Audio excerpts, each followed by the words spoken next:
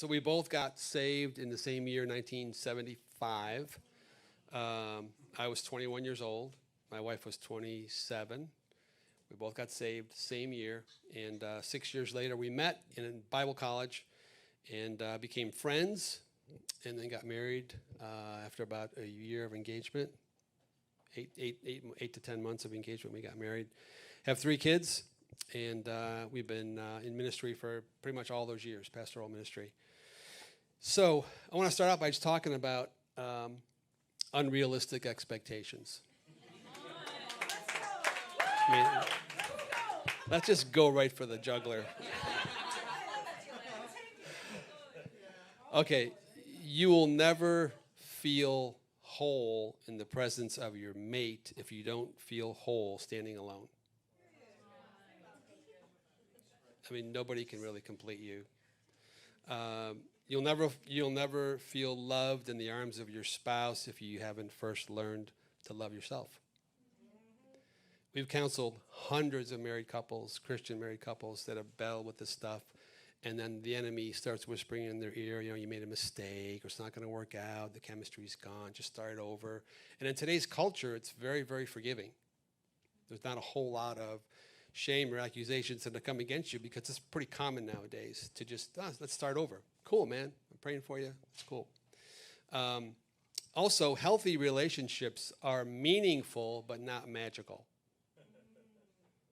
So, of course, they're meaningful. We need other people. The eye needs the hand. It's clear from Scripture we need other people. But it's not magic.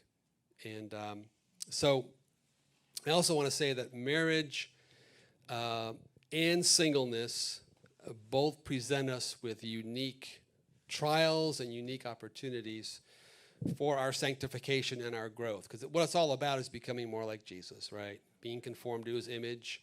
That's what it's all about. This trip so far, we've had some of the most intense marital boxing matches. I mean, we've had some really sparring going on. It's like, wow. And we're not going to blame it all on the enemy's attacking us. We're on a ministry trip. No, it's not just that. It's our stuff that we still have. So, right? I mean, isn't that right, Pastor Jim? Yeah. Okay. But married and single, listen, there'll be unique rewards for each. There'll be rewards that single people that never get married, which is not a loss at all, really. There'll be unique rewards for singles that are just single their whole life, which I'll never get. It's just a fact. And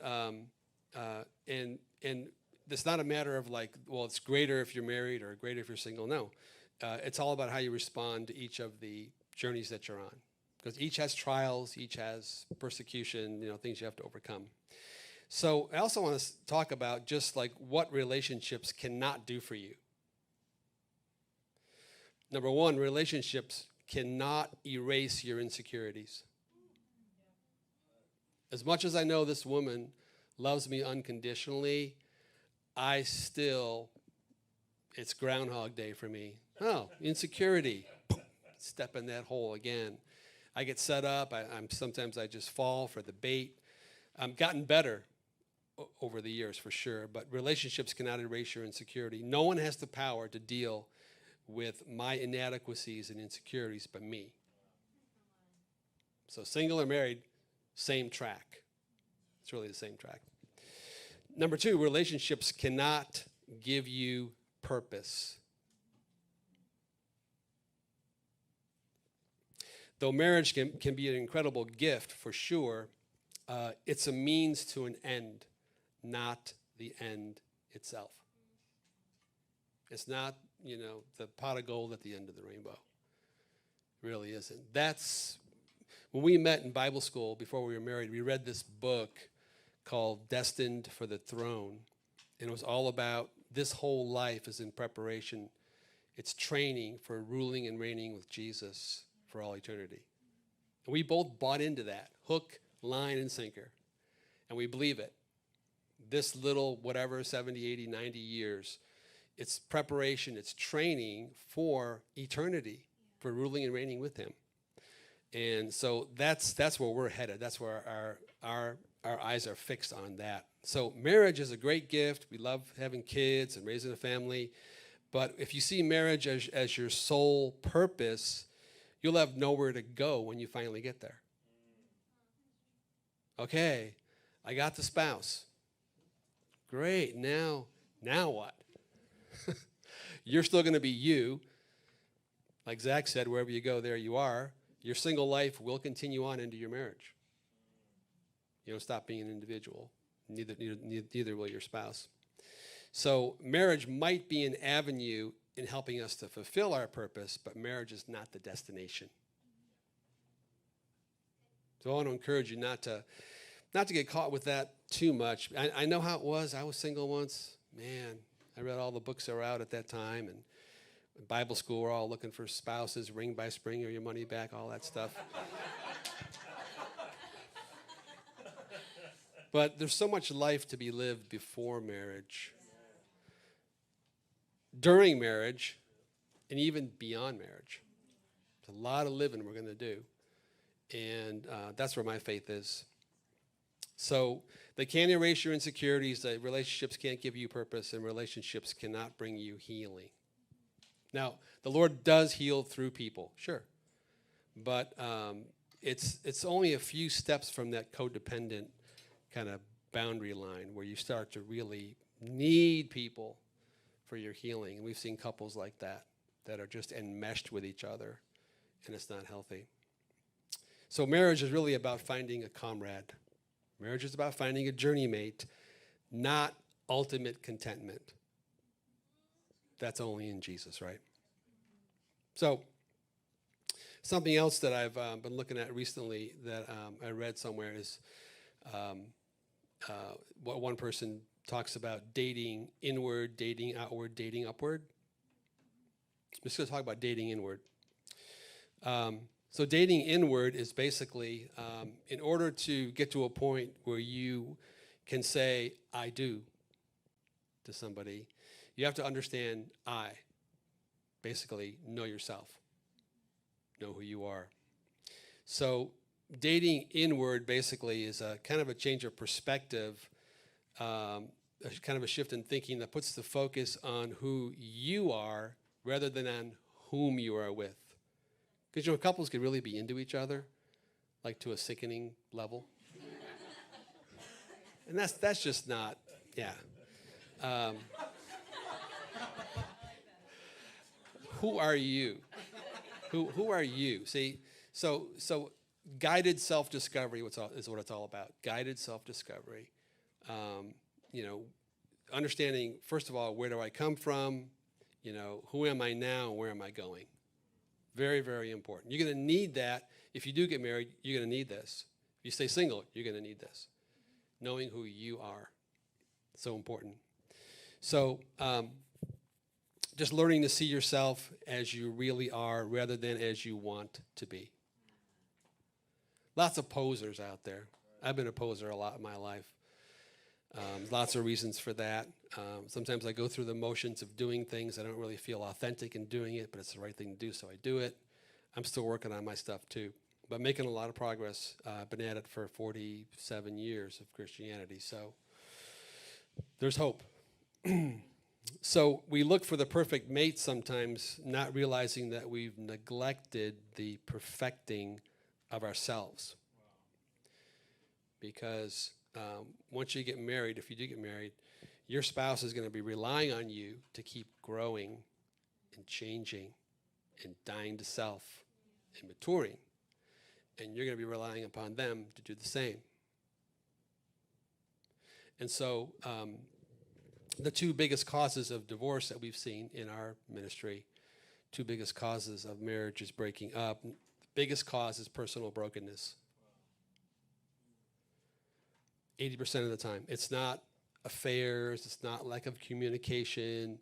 It's just basically your toxic junk, your stuff, your brokenness is just still there, and it's affecting the marriage, and eventually just makes it so wearisome to be together because you're just moving pieces around on the board, nothing's getting healed. Personal brokenness is the biggest cause of marital failure. Personal brokenness. And the second biggest one we've seen is the passive husband. Guys are so stinking passive. We just, 80% of the time, I rarely have had husbands come to us to initiate counseling. It's always the wife. Guys are just, like this table sometimes, just, wow, come on, dude. Yeah, passivity is huge. And a really, really important thing to do is identify just negative thoughts and beliefs about yourself, wherever they are. In other words, whatever your default thinking patterns are. So, for example, for me, I've had a huge road to hoe in overcoming shame. Shame is basically what? What's shame to you? What's a good brief definition? I am bad. Something wrong with me. Part of me is not worth being loved. Not worth being loved. Yep, all true. Of course, guilt is I did wrong, right? Shame is I am wrong. Something about me that just isn't right. So one of the default thinking patterns I grew up with was I had an absentee father. He was a good provider, hard worker, worked 2-3 jobs, but never really related to me personally. He was always gone. And so he never, told me this, but I formed my own beliefs in my mind over the years, and I realized it was like imprinted, chiseled into my mind, into my soul. You are not worth spending time with. There must be something about you that's just not desirable, not lovable. Shame. I should be better, I guess, but I'm not. So, and this has haunted me, like tracked me through my life to where I think it was 2-3 years ago. I was on Facebook, and a guy I know was turning 40, and I was looking at pictures from the party that I wasn't invited to. And so you are not worth spending time with. That marker was there, just a little trigger, just a little pinprick, felt something, ouch. And sometimes it's like a spear, right, depending on the situation. But that kind of thinking for me has been, it's why I don't go to parties, I don't like social settings. There's too many risks of rejection. There's 3 people chatting in a corner over there. I come in with my drink. Maybe I'll go over there and break into that conversation. They won't want me to go over there. I'm not worth enough to join those, highfalutin, whatever, cool people. High school, I was a typical hated the jocks, the cheerleaders. I was the Napoleon Dynamite of my day, trust me. And the problem is I developed a false self out of that. Horrible materials to build yourself out. Man, bad. But I just tried to feel better about myself, so I would always try to pull people down mentally, so I was just a loner, didn't have any friends. So I helped myself to fulfill what I thought my dad always taught me anyway, you're not worth spending time with. So, that's why I never dated. Go figure, right? Surprise. And so I'm glad that I journal, because journaling helps make our emotional world tangible. Puts it right there in front of you on paper. Journaling really has been helpful for me. So I've had to replace default thinking with God's truth over and over again. There's one book by Brene Brown that I read called The Gifts of Imperfection. And that book, I read it 4 or 5 times at least, highlighting, reading it, just washing myself, mainly in God's word. But that book just helped me turn a corner and admit that, I'm not perfect and it's okay. So she, as an author, helped me to turn a corner there. And so for me, getting my head in truth, the Word of God primarily, but also other things like Jordan Peterson's 12 Rules for Life, helped me a lot. highlighted some stuff out of there, pulled some nuggets out of there, journaled it, just extract it. It's like a little mine. I'm going in there, I'm extracting truth out of it, building myself up. Do whatever it takes in a righteous manner. It doesn't always have to be a Christian book either. Do whatever it takes in a righteous manner to build yourself up, to renew your mind in truth, to resist what you know is false and not true about you. Resist it. I still have to do that. There will always be maintenance. And also develop a vision for your life. The bigger picture, your story has far more to do with finding God's unique calling and purpose for your life than it does with finding the love of your life. Even after you find, and I'm so thankful for my journey mate, even after you find that one and you live together and you raise 3 kids together and you do ministry together, even after all of that, you know, my purpose and my calling for my life is still the bigger picture. So you got to have a big enough story, and your marriage story will be a part of that bigger story. Does that make sense? Yeah. But a lot of people think the marriage story is the whole book, and then the unrealistic expectations. Like, this isn't what I thought it was going to be. Well, you kind of projected it out there to where, hey, it wasn't supposed to be that way in the first place. So fix your eyes on Jesus and the plans he has for your life. And nowadays, one author, Jeff Goins, said that life nowadays, it's more like a portfolio life. You might do many things in your career. Like a generation or 2 ago, you just did one thing. You trained for one thing, you worked in one company. Nowadays, you know, and it's not just because millennials can't sit still. They keep changing jobs, they keep changing jobs, they keep changing jobs. You know, I've read all kinds of articles about that. But I think the portfolio life is more normal. You might do many things during your life. So focus on that. You know, run after him with all your heart. Focus on his vision for your life. And then, after you've done that, then look around. And whoever has kept up with you, marry that person. But you go after you, what God has for you. Keep on that path, and before you know it, you'll look around and find someone that's doing the same thing, and you have enough commonality, you have enough core values that match. I don't think there's just like one person on the planet for you to marry. That's soul mate, S-O-L-E. Our professor in Bible school said, and you don't have to agree with this, but here's what he said. He said that when you're going through the door, say we're going through that door right there where the clock is up overhead. When you're going through the door, you're single, you want to get married, up above the threshold it says, whosoever will. Date some people, get to know some people, put 2 columns on the paper, pros and cons, give it time, give it at least 4 seasons, take some time with it, be wise, get good counsel, right? And then make your decision. Bobby, Billy, or Jimmy. It's really whosoever will. I mean, I interviewed a few girls before I married Ann. And, you know, they were believers, couple girls in Bible college, but they were just like shallow and, you know, kind of, yeah, I mean, you know, yeah. And then dated a girl in my church one time, but that was just, we were just making out. That wasn't really wasn't anything there. I'm not proud of that one.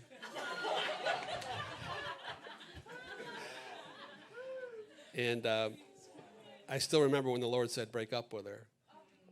And I felt the fear of God on me. I was away at my brother's house visiting him out of state. I felt a heaviness over me saying, you know, she's not the one for you. And then I dated another girl who was a missionary. Remember Chris? She was our friend, but we would have killed each other if we got married because we have the same personalities. That wouldn't have worked. We're opposites, so that's good for us. But yeah, Chris was like, yeah, that wouldn't have worked either. So, okay, so very quick commercial break, and you don't have to do this, but if you want to get our free ebook, just go to our website. If you want to do it right now, you can. Don't feel pressure.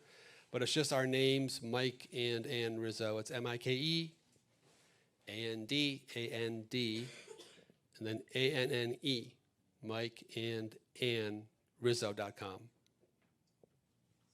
MIKE, AND, ANNE, like Anne of Green Gables, RIZZO.com, MikeandAnnRizzo.com. There's a free ebook there called Marry the Right Person. And we go through, if we have time tonight, we'll go through some, but we go through 15 caution flags, 15 things to watch for if you're getting serious with somebody. And it's really a good little ebook. You won't get hounded with anything by signing up. So that's that. So let me talk about true love versus need love.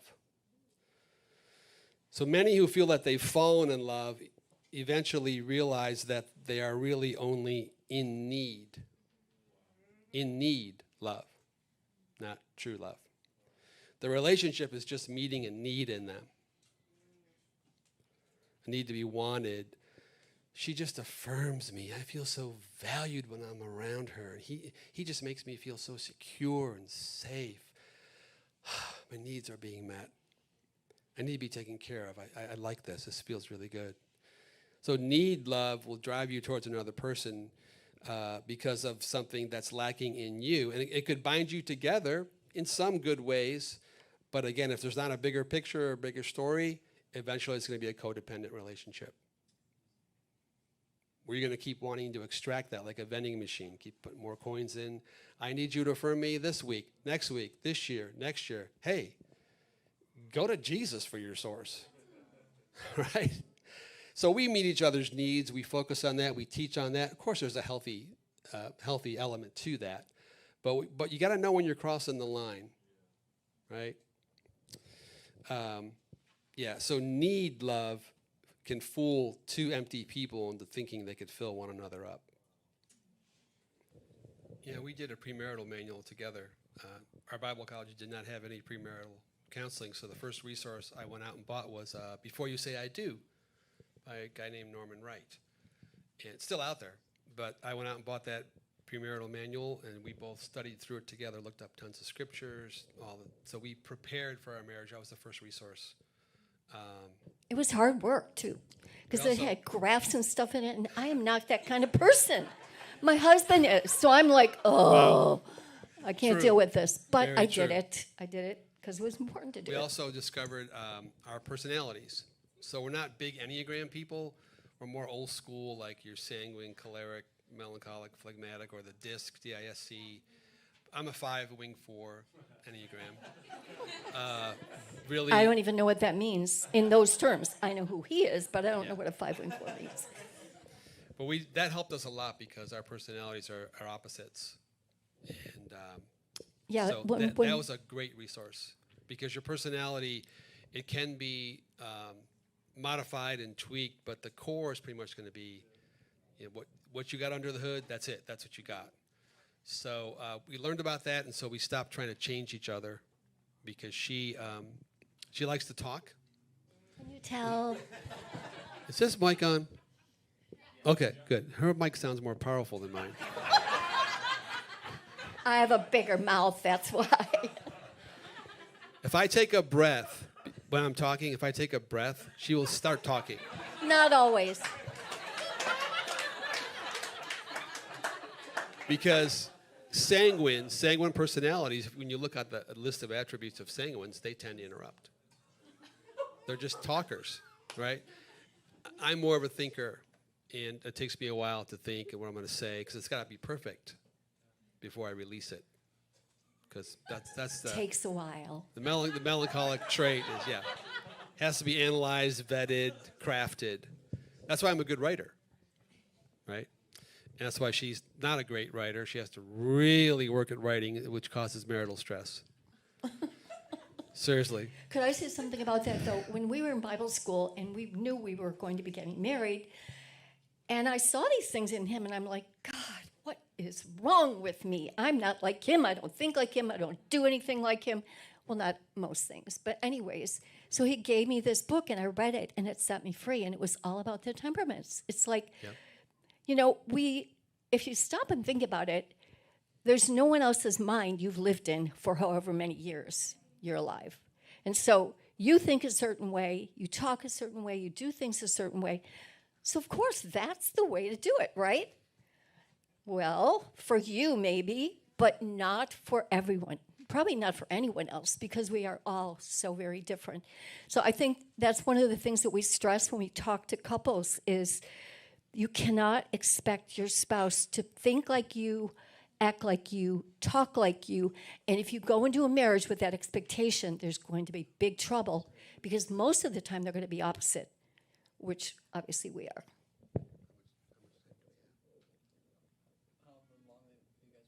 Okay, good. Okay, so our personalities are so different that I think it was about maybe 5 years ago we had this little tiff. We were on our date night, which we do weekly, and we were going to go for coffee. So we went pull up in front of the Starbucks, and I'm looking out the window, trying to see how crowded it was inside, to determine whether we wanted to go in. How crowded it was in there, to see if we wanted to bother going in. And I was taking so long to reconnoiter the area and check it out that she was like, our time's wasting here. Can you make a decision? She was irritated with me. And because she's kind of like just is more movement-oriented, task-oriented. I'm more like one thing at a time, and it's got to be perfect. So we are different in that respect. And many, many, many other areas. Mm-hmm. Temperament, really important. So with Winnie the Pooh characters, she is Tigger and Rabbit. Rabbit is always working in the garden, doing tasks. Tigger's always bouncing around, noisy. She's Tigger and Rabbit. I'm Pooh and Eeyore. That's just who we are. And I just let her go sometimes. I just let the kite string keep unfolding.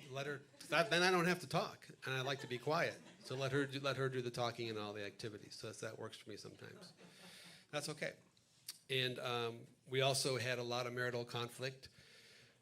They say that most marital conflict, different books will tell you different things. If you do get married, most of your conflict will revolve around sex, or lack of it, sex, money. Some say communication, some say addictions, some say parenting, and a few other things. We had parenting conflict because we were raised differently. She's the oldest of 9. I was like an only child, raised with mommy. Spoiled rotten, and he would tell you that, so it's okay if I say it. Yeah, my mom would be, Michael, what do you want for your sandwich? And I'd tell her, and then she'd say, how do you want it cut? Straight, across, or diagonally? And I'd think about it, and she'd be like, come on, I don't have all day. That was my world. Oldest of 9 in a divorced home. It was like a 3-ring Barnum and Bailey. Neither one of us came circus. from saved homes, by the way. When I first went to her house for holidays and stuff, it was like, wow. I could stay for 2 hours, then we're out. That's it. Very, very different. And then, so when we had kids, she just was always wanting to have things a certain way, and I was like very, very permissive. Oh, they're all right. They'll be okay. Don't make them do that. So we had a lot of conflict there, but we worked it out, and the kids turned out good. Okay. So I hope that answers your question, but there's a bunch of resource suggestions in the back. We didn't read hardly any marriage books after we got married, really until we went to IHOP. Yeah, we just we're so spiritual into the word, prayer. We didn't need marriage books. It's not rocket science to have a good marriage. It really isn't. If you're working on your personal brokenness and you're not getting blindsided all the time by toxic junk, it's not that hard. It really isn't. I was going to say, look for someone else to agree with me, but nobody's married. So trust me on that one. So should I cover 8 common walls in relationships? 8 walls. All right. So these are things that, yeah. We also have like this book. You can find it online. We have this book and a video course. It's 28 videos. They're short. 28 like 10-minute videos. It goes through this whole course. And we have another course as well called Victorious Marriage that we take couples through when we mentor them. Because a big thing in one of our courses, we talk about having the armor of God on. And if you have the armor of God on, you will stand in life, single or married. And one of the biggest pieces of armor, they're all really important, but one is the belt of truth. And that is where you basically kind of know who you are. You have an accurate view of yourself. You're being authentic, real, and vulnerable. It's not just correct doctrine. The belt of truth is just living in a true way. And I still endeavor to try and do that. But here's 8 walls, just real quick. And this is in single relationships, any kind of relationships. One is the wall of isolation. So rather than choosing to be vulnerable, you keep your feelings to yourself. You isolate your true person. You give a few niceties, you say a few things, press releases, give a few words out there. But you're really holding back, and when you're in conversation or in a friendship with somebody, you get to know somebody, when they're not really being totally real. You can kind of discern it. The wall of isolation. So feelings are the deepest part of a person. And so the less that we share them, the more isolated we may feel. Now, you don't want to be oversharing, right? But you don't want to be isolating. And many spouses, we've seen this many times, will isolate themselves from one another, but seek to meet their emotional needs from other people outside the marriage. And maybe a close friend, maybe a family member, same-sex person. But the problem is that once you find that outlet and you share your feelings with that other person, you have less of a need to share it in your marriage. And so you probably won't, because you got your need met by talking to your best bro, your best sister. But you're still isolated from your spouse. So there's still a wall there. They don't know what you share with that person. They don't know how you felt about this or that. Wall of isolation. Then there's the wall of denial. You all know someone like this, right? Maybe even in this room, who knows? But this is when we fail to take responsibility for our part of an issue. Wall of denial. So even if one spouse is majorly responsible for an issue, we just had this happen to us a little bit recently. It was a very heated. It was like a shocker. I was like, wow, we haven't fought like that in decades.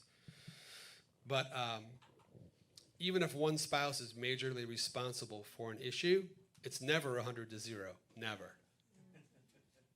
It's all your fault. No, it's never 100 to 0. Every problem or conflict has something to do in some proportion with me. I can't deny that. And so we each have to take responsibility for her 95%, me for my 5. Then there's the wall of withdrawal. And again, this is the tendency to run away instead of dealing with issues. The fight or flight thing, avoiding confrontation at all cost. And it's good to fight in a marriage. It's good to express your opinions, to have healthy exchanges, nice in a nice way, rather than always avoiding fighting. That's not healthy. It's good to have conflict and to express yourself. If you don't have those hard conversations, you'll build up a dam inside of inner dialogue. It's going to build up. It's going to build up, and you'll find a spot for it in your soul, and then eventually you'll develop a little bit of resentment, maybe even bitterness, maybe contempt. Contempt is dangerous, very dangerous. Then there's the wall of displacement, taking your negative emotions out on someone who doesn't deserve them. It's the kicking the dog Had a rough day at work, you come home and the first person there is the dog, and you kick it out of the way. You're just displacing your emotions on the dog. That happens in marriages. Husband struggling at work. He's angry about his job, doesn't even want to be there. God, where are you? I prayed for a different job. I didn't get that job I applied for. So he comes home, and his poor wife brings up a project. Hey, honey, remember that room you were going to strip the wallpaper for me, and we were going to paint it? He just lashes out at her. That's the wall of displacement. Puts a wall up just by his negative emotions, which he should have processed on his own with the Lord. She was the first one he saw, and so she gets it all. And this one, the wall of invalidation. This is when we fail to recognize or acknowledge or speak out the good things in the people around us. It's not saying something when we should. The wall of invalidation, like not validating somebody, not encouraging them. I'm a horrible encourager. What can I say? Is that my strong suit?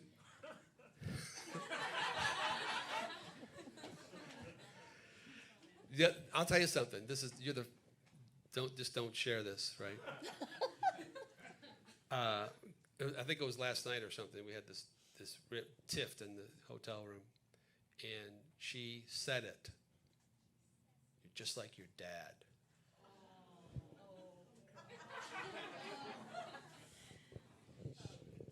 My dad always found the negative. My mom and I would feel a tangible anxiety when we heard his car pull in the driveway. He would always find something wrong. Who moved the keys? Why is the light on? And he was just like looking, and we were always on edge. And he wasn't really a positive person. And so last night she actually pulled that on me.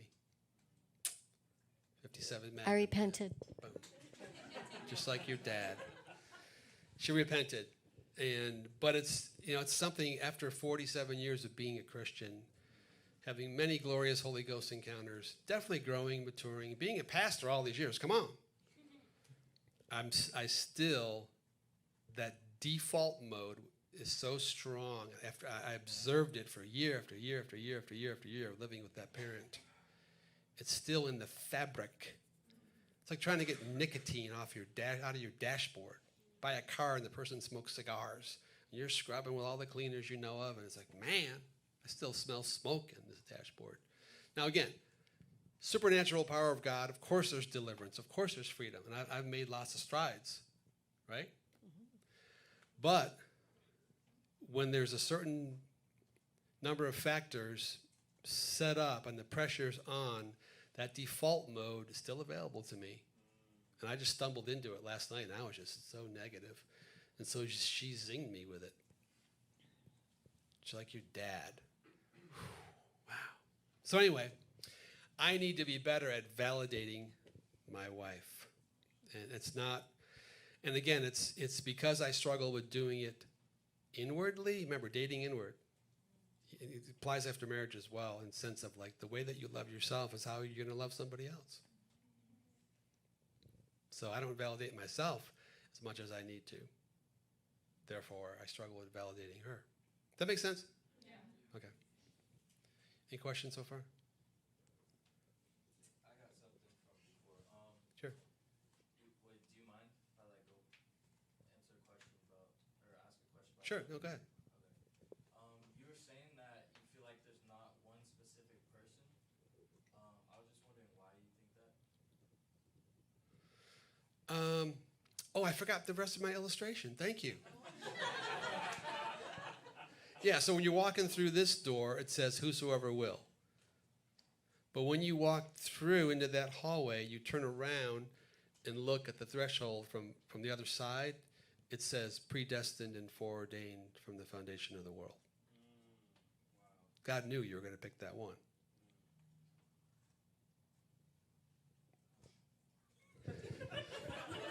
I'm sure that answers your question, right? And I want to say that even though But that's a good question. So he, what's your name? Nigel wants to know, why do we believe God doesn't have just one, and the whole what country is she in? She's got to be somewhere. There's one person. We don't believe that, do we? That there's one sole person. Why don't we? He's asking, why don't we believe that? That's a good question. That is a good question. So let us think about that one. Let her think about it. She'll answer it. She will answer it, but give her. Has something to say. Okay, go ahead. I think that the danger in that statement is that it kind of takes God out of the picture. And so we have to be aware that whether I am in Germany or whether I am in the US of A, and God has me in that place and I'm obeying his will and following him and listening for his voice, he will lead me. Like, I didn't just randomly choose this man because I thought this, that, and the other thing about him. I felt in my being that he was the one God was leading me to be with for the rest of my life. So that's a very important element to remember in the midst of there's not only one person. That's a good point, because if I had gone MIA and made some bad choices and I was no longer a candidate, sorry, Ann, there was only that one for you, but he made some wrong choices. Now you're screwed. There's nobody left on the planet for you. Yeah. Does that help? Yeah, so you do think, though, that like when you're choosing that person, you should hear from God about it? I think so. I mean, Yeah. next to choosing to live for Jesus or to love Jesus, it's the second most important thing in your life. So he's all in here, definitely bro. got It's to be all in leading here. you. Trust me, it's all in here. All the vetting that needs to be done. And then I got one more. How would you define being equally yoked with someone? Bro. All in here. He's going to sell as many books as he can. We only have 8, honey. No, you know, there's something that unequally yoked is like an oxen and a donkey back in Old Testament times. Being under the same yoke, they pull unevenly. And believe it or not, the donkey has a very offensive breath, odor, which would cause the ox to pull in the wrong direction. It would cause a crooked furrow. So even with animals, right?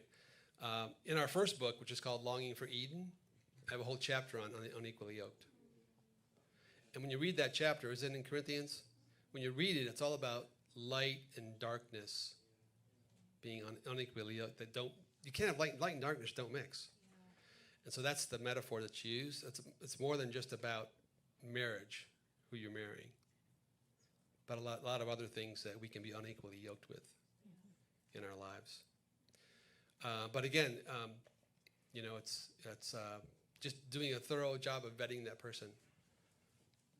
And then giving it time too, like at least, some say 4 seasons, like a year. You gotta know some history of that person, not just the resume that they're feeding you, whether it's written or oral. You gotta see and feel and observe and discern and know what who you're potentially thinking of hooking up with, right? So, hang on now. That's 2 questions. Go ahead. You talked about maintenance earlier.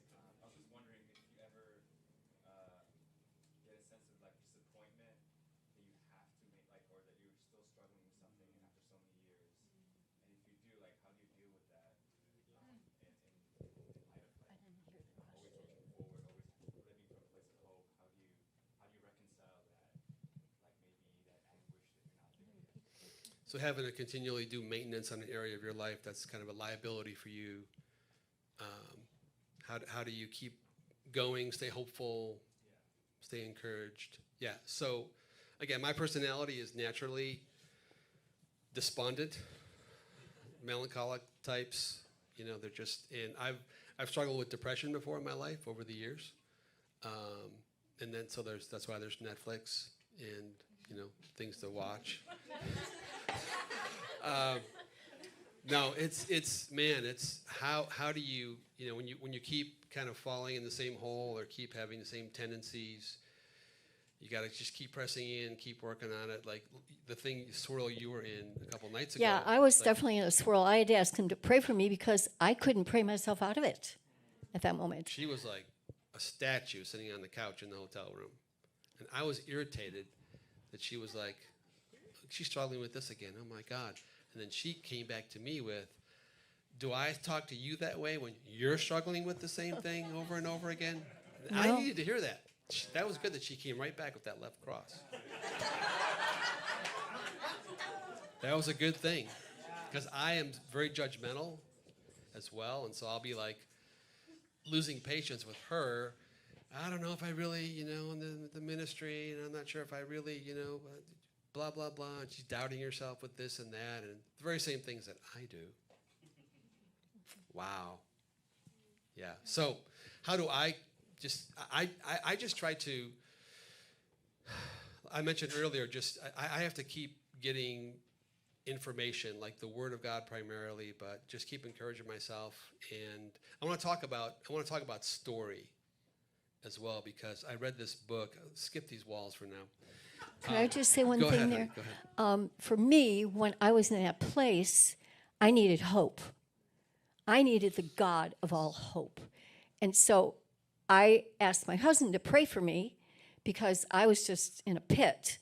And the God of all hope came to me. And I was like, it was like darkness and light. And so if we can connect to the God of all hope, whatever it takes, for me, it took having my husband pray for me. It might take having a friend pray for you. Maybe you can't dig yourself out of that hole in a spiritual way by God's grace, even though it's there. Sometimes we just have a hard time. But find the hope, because guess what? We feel like there's no hope, but there is all hope in Him.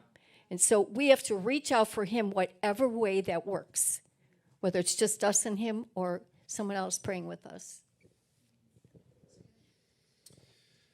Yeah, I'm not sure if that answers your question, but okay. Does someone else have a hand up over there? I was trying to ask, those points that you were giving, is that the book that you were holding, or is that the ebook? Which points?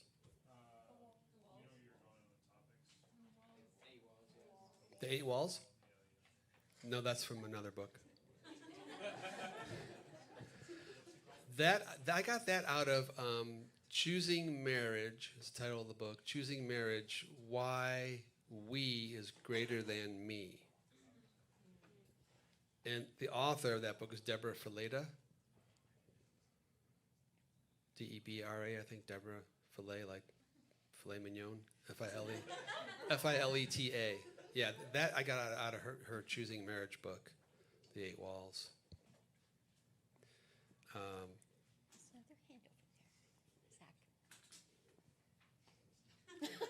Go ahead. Sorry, Zach. Go ahead. Okay. I have a question. You said never stop working on your own stuff. How do you know in the midst of that and keep intention? Like, when do you know that you're ready to get married? Like, and I don't know. It's all about proportion.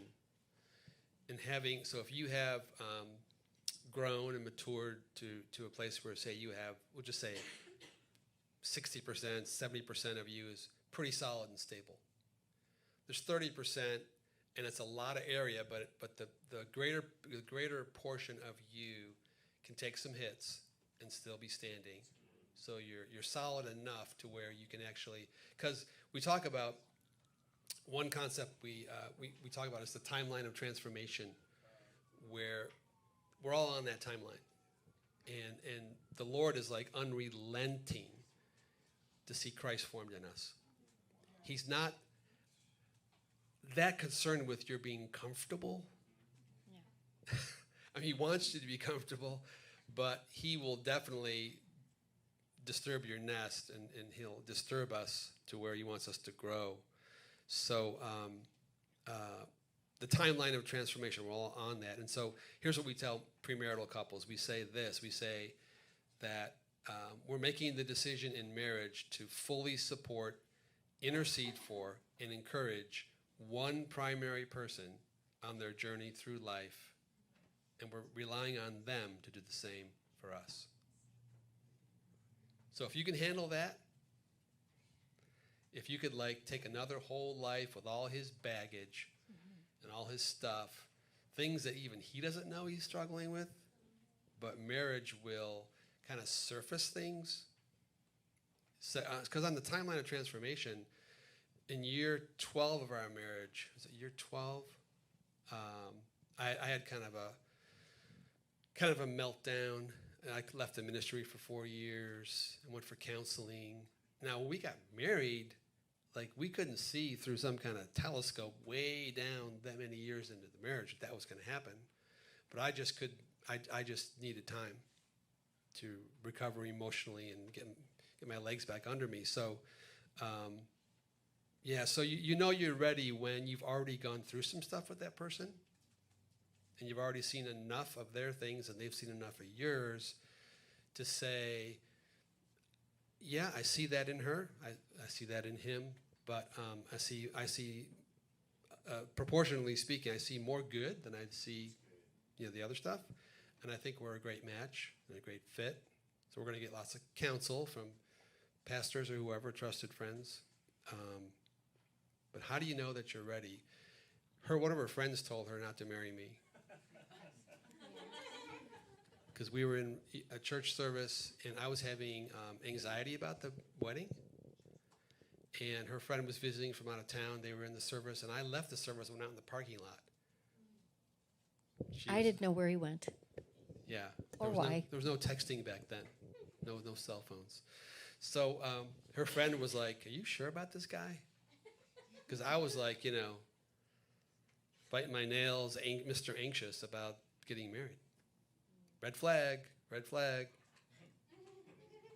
So her friend was right to say something to her. But she knew me well enough. Yeah, my response was yes. I am sure about this She guy. did her homework on me. We were together long enough to know. So it's a case-by-case basis where you just know. Does that answer your question? Yeah. If you want to really get it answered. Second question. What does a healthy dating relationship look like? Healthy.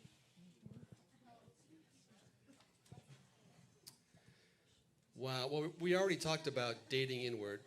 So a healthy dating relationship means you don't get so engrossed in the other person that you forget about you. It's not about making sure the relationship stays up there at a 10, keep having that fun, doing special things, blah, blah, blah.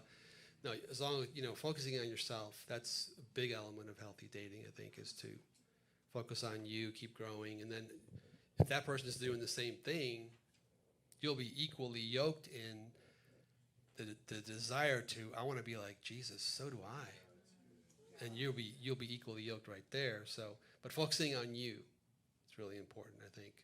What else about healthy dating? Keeping good boundaries?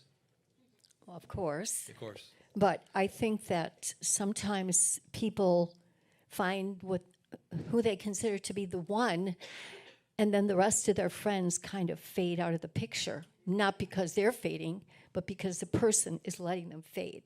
So when God has brought someone to us, our friends are our friends, and they become part of our friends' friends as well. If we're running and isolating because, this person, it's very unhealthy, very unhealthy. How did, if you weren't aware of it, how did getting in the prayer movement or IHOP impact you guys individually and your marriage? If you guys weren't already aware of it when you got married. I wouldn't say we weren't aware of the prayer of when we went to Bible school.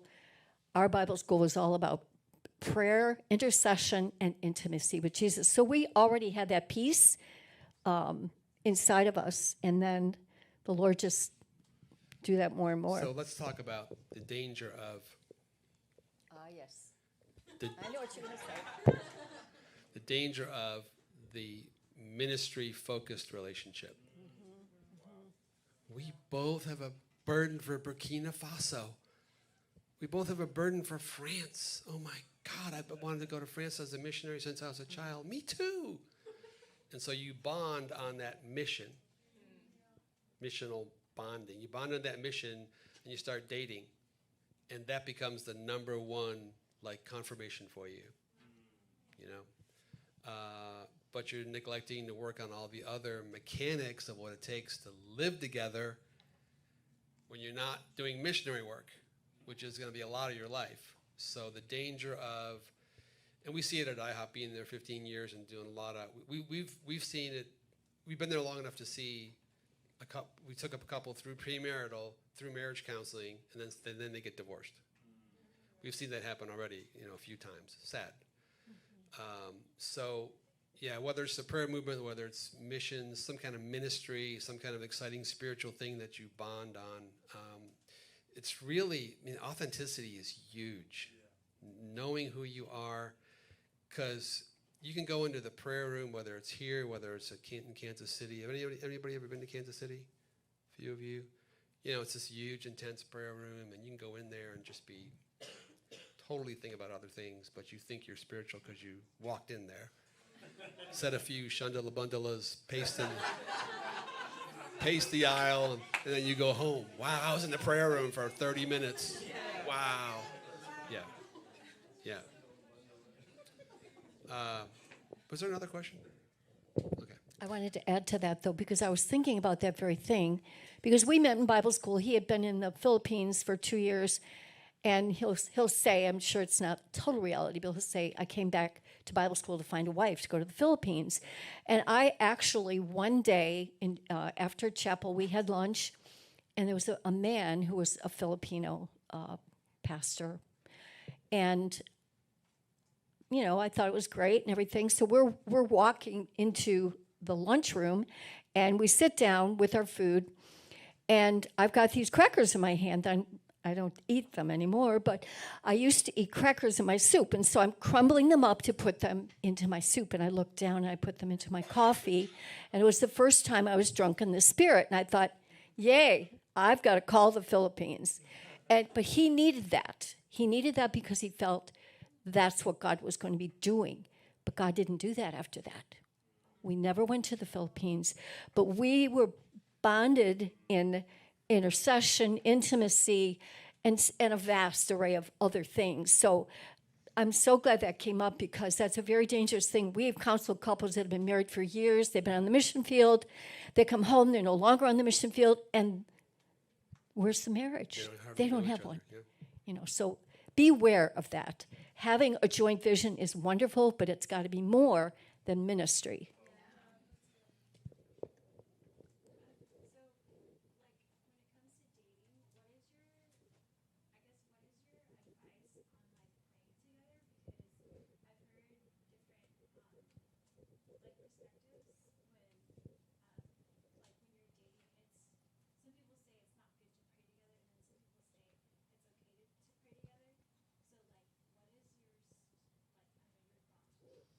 Yeah, I would say maintain 3 feet distance when you pray together. Yeah, when you open up your heart in prayer, it's a very sacred part of you. And I think that if you've been dating for a while, for 8 months, 10 months, and it's like a legit relationship and it's got real potential, and you want to pray together, you don't need to snuggle up to do that. You could, but I would say I would agree that it's dangerous to do it too soon. Yeah, I've heard the same thing. Yeah. Yeah. What's the reason for it being dangerous to pray too soon? So why is it dangerous to pray too soon with somebody? Somebody knows the answer. Go ahead and tell us. Or if you agree with it. The level of emotional bond, that's just too soon. Emotional bonding too soon. Yep. Yeah.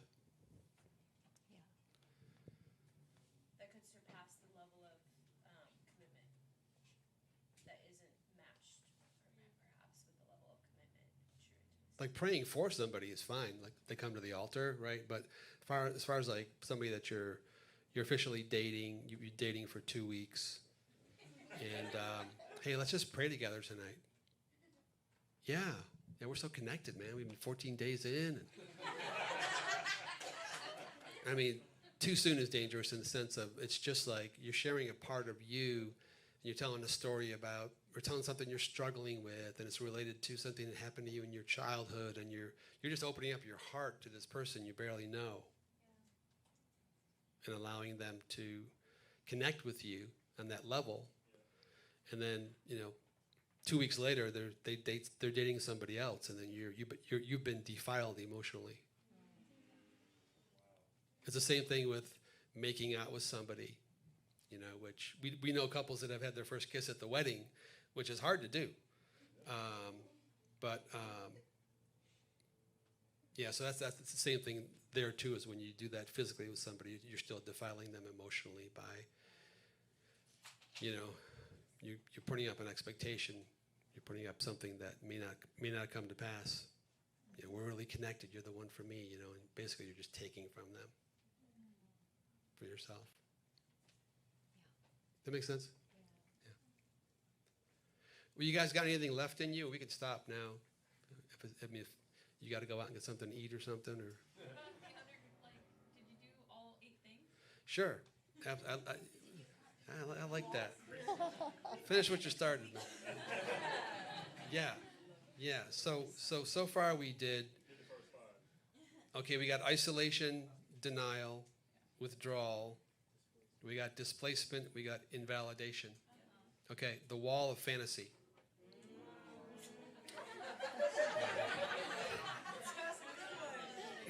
Okay, not just sexual, but anything we use to escape from the reality of life. So if you're always escaping in the relationship from your close friend or person you're dating or your marriage partner, that's going to put a wall up. So again, there's a healthy balance here.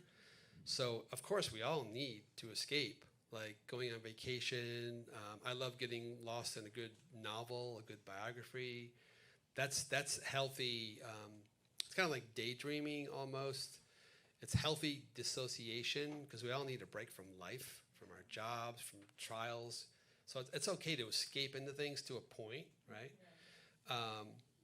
But the biggest question, I use this word a lot, as you know, is one of proportion. So if I'm always escaping, if it's taking up too much of my time, if it's preventing me from investing in other priorities in my life, maybe God wants me to, or I know are higher priorities, but I just keep going in this one. We've had husbands that are still hooked on video games.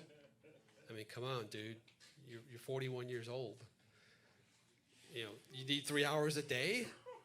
My goodness sakes, come on. And that would be a little bit of a wall of fantasy, in my opinion. But then there's also things that are not wrong on the surface, like work, escaping too much into work, hobbies, entertainment. But here's the bottom line. Fantasy allows for something less important to take the place of what's most important. Your marriage. Bottom line. Something less important taking the place of something more important. And then, of course, social gatherings in our culture, its fantasy is always, you feel like I'm connecting with you right now? Just checking my email. But I hear you. Keep talking. If you took these away from our parties and our social gatherings, I mean, I freak out if I go to the post office. I left my phone in the car, and there's a line. Just looking there at all different stamps. It's rough, man. We need this world. I need to go into this world. NFL.com, Facebook, wherever you go, check your socials. How many likes do I have on that post? I mean, yeah, can it be? When does this become fantasy? When it takes up too much of your time, things that are not that important, and you're neglecting things that are more important. Okay, the next one is the wall of passive-aggressive behavior. So this is the inability or the unwillingness to say what you mean in a respectful way. So here's how it works. People will either be passive, like not say anything, even though they're thinking, they have an opinion, or they'll be aggressive, disrespectfully just saying what they think. You're wrong, man. That stinks.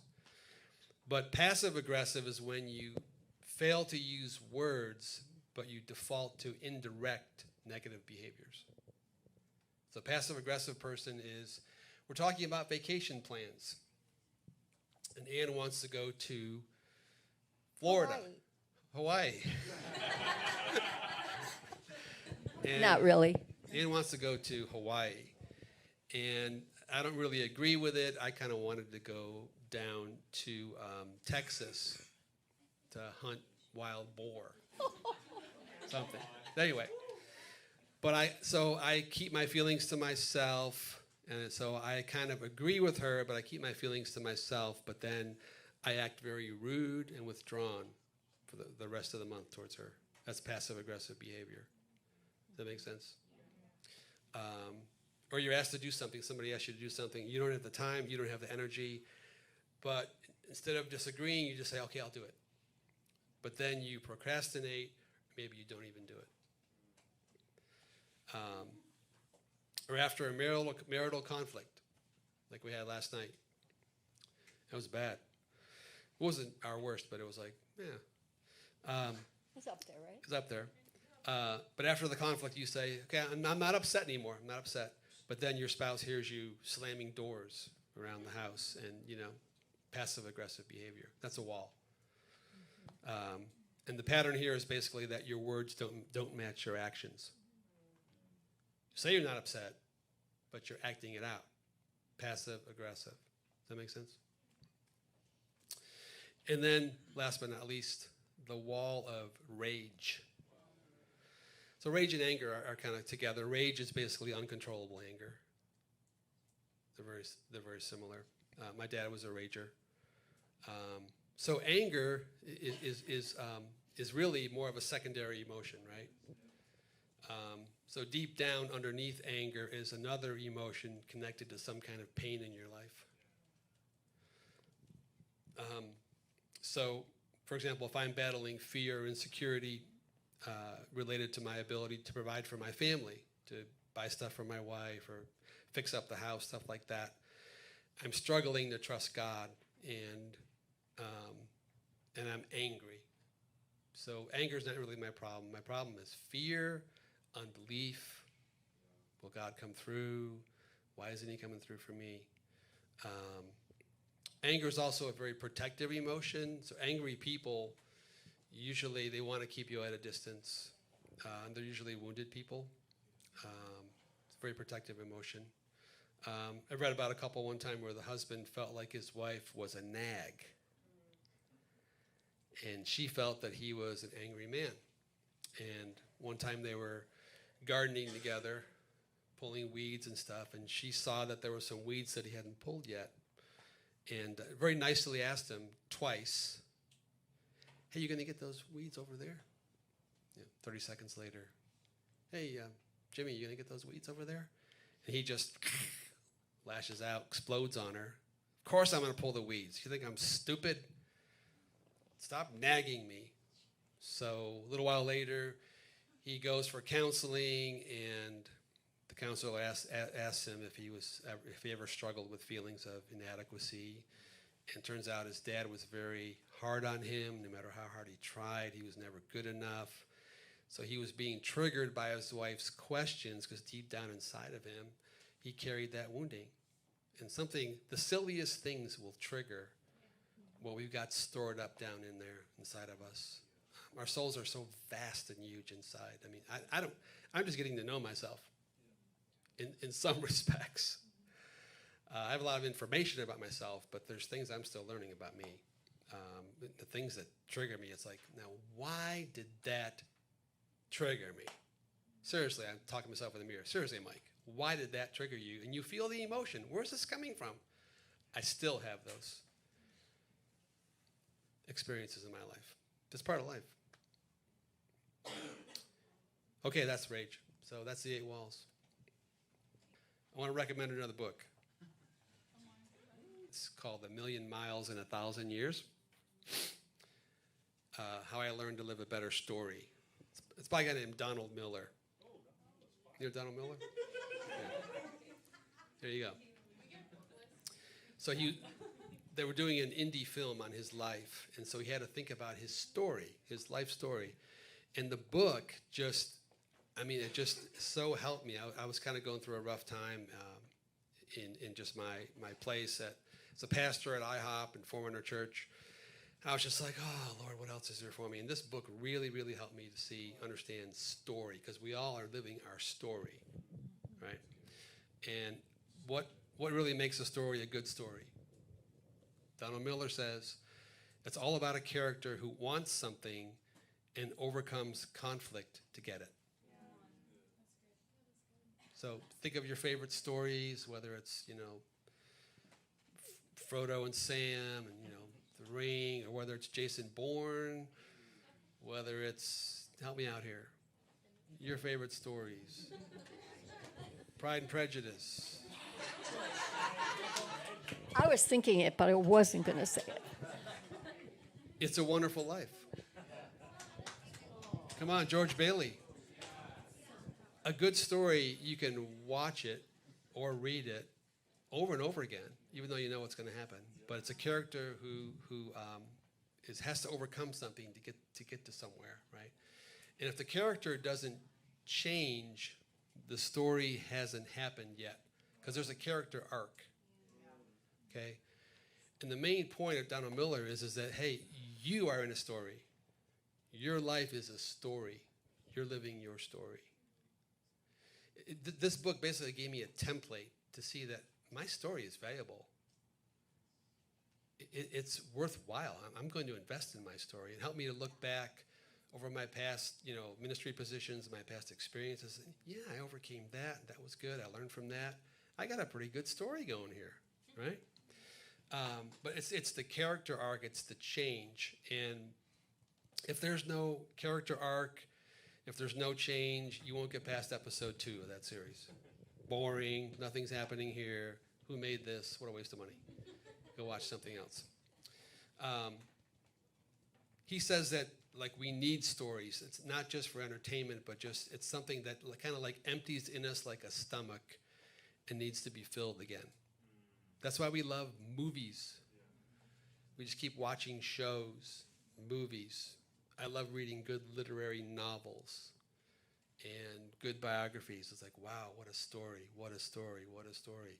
And it just feeds me, helps me to stay in a good place in my own personal life. So I'm the main character, you're the main character, you're the main character, you're the main character in your story. Where are you right now? What's the character arc in your life? What are you trying to overcome? Where are you trying to get to in your story? And he talks about the ambitions we have will become the stories we live. So if you want to know what a person's story is about, ask them what they want. What do you want in life? What do you really want? It can't be a spouse. That's too small of a story, remember? It's got to be a bigger story. Marriage can be a part of it. And so he says that if we don't want anything, we're living boring stories. And I've lived in boredom. I really have. Even while at IHOP, in the prayer room, doing the ministry that I do, feeling bored. I've been there, not all that long ago. So again, maintenance, we're never going to be to a place where we just have it all figured out and we're just cruising through. No, it's not going to happen. Not realistic. And so the most important part are what he calls the in-between times, the dry seasons. He calls it the hard work of the middle. You're on your way, but you're in between, and you're pushing through. And he says this is when most people give up on their stories. They get into the middle and discover it was harder than they thought. And we've seen it happen in marriages. Such a good relationship. We thought and we're 10 years in, and it's not working anymore. And I'll just close with this example of John the Baptist. When his life, his story converged with Jesus. Remember when that was, when it first happened? in the womb, right? And his mother was filled with the Holy Spirit, and John was filled with the joy of the Lord. That's where his story really started right there. He encountered Jesus. And then fast forward like 3 decades. And John chapter 3 says, he who has the bride is the bridegroom. But the friend of the bridegroom, John's saying this, who stands and hears him rejoices greatly because of the bridegroom's voice. Therefore, this joy of mine is fulfilled. He must increase, but I must decrease. So he heard the voice of Mary carrying Jesus. He was filled with joy. He heard the voice of Jesus, the bridegroom. His joy was fulfilled. 3 decades in between, the dots were connected for John. Dots were connected, 3 decades. But in between was the hard work of the middle. This is a very simple story. Filled with the Holy Ghost and joy when you're in the womb. Jesus, the bridegroom, you hear his voice, you're filled with joy. Wow. You know, it's one episode. In between was the hard work of the middle. The child grew, became strong in spirit, and he lived in the wilderness till he appeared publicly to Israel. So I want to encourage you tonight to just stay faithful during the times of waiting in your story. You're in the hard work of the middle. Whatever it is, not just about, I really want to meet someone, not just about that alone, though that's important. But every other part of your life. Want to bless what the Lord's doing in your life tonight. Whatever it is, he knows your journey, what you've gone through, what you're going through. So Holy Spirit, just rest upon this precious company tonight. Rest upon us. Yes, Father. Thank you, Lord, for what you have spoken to individual hearts. God, there is much more that you want to expand on that. What you have for each one, God. Lord, I pray for anyone in this room who has lost hope, who's just hanging on by a thread. God, would you reach down with your hope and fill their heart? God, that they would know, in spite of circumstances, in spite of all the things that the enemy or even their own flesh tells them, God, the reality is you love them, you are good. In spite of it all, you are good. Help them to find your goodness. Help them to find that which you have for them, Lord, that hope. In Jesus' name.